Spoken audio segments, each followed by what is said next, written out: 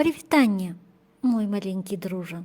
З тобою на сувязі самий бібліятэчны кот гародні, Біблік. І я працягваю свае летнія аповеды. І сёння мы з тобой будзем гаварыць пра рыбінага цара. Рыбін цар – гэта гаспадар усіх рыб. Па яго загадах рыба пераплывае вялікімі чародамі з аднаго возера ў другое, з аднае ракі ў другую.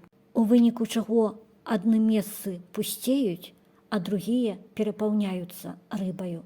Ні адзін чалавек яшчэ не злавіў рыбінага цара, і таму ніхто не ведае, як ён выглядае, ці падобны да рыбы, ці да іншай істоты.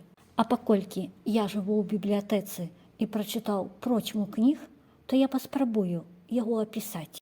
Рабіць апісанне рыбінага цара я буду па творах Уладзіміра Караткевіча і Яна Баршчэўскага. Рыбін цар жыве на самым дне возера. І ён там ляжыць. Замест коўдры ў яго вадзяныя расліны. Ён імі абгарнецца і сапе. А на паверхню ад яго сапу бурбалкі выскокваюць. Спіць рыбін цар так аж да самае вясны. Прачынаецца ён, калі людзі вясною спускаюцца на ваду. Прачнецца рыбін цар на дне ракі і адразу пачне расчэсваць сваю зялёную барадзішчу. А калі пачынае прыпякаць сонца, то цару становіцца трошкі тлумнавата, бо выпаўзаюць русалкі грэцца. Прыходзіцца рыбінаму цару за імі назіраць, каб яны зноў у ваду патрапілі. Летам у рыбінага цара вельмі шмат працы.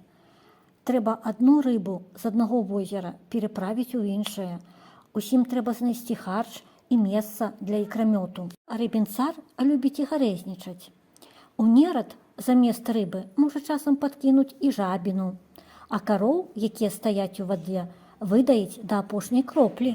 Але робіць гэта ўсё ён не ад злосці. Наадварот, калі наступае голад, ён выкідвае на бераг груды рыбы, як гэта было калісьці ў нарычы. Восенню, пасля таго, як апошні жораў пратрубіў над рэкамі, рыбін цар пачынае сваіх рыб у віры заганяць, тванню накрываць, каб ім было цёпла. Прывёўшы ўсё да ладу, адпраўляецца і сам спаць да наступнай вясны. Ну, а на гэтым я, Біблік, сканчваю свой аповед. Сустрэнемся на наступным тыдні. Дзякуй за ўвагу, цісні падабайкі, пішы каментары, шукай нас у інстаграме.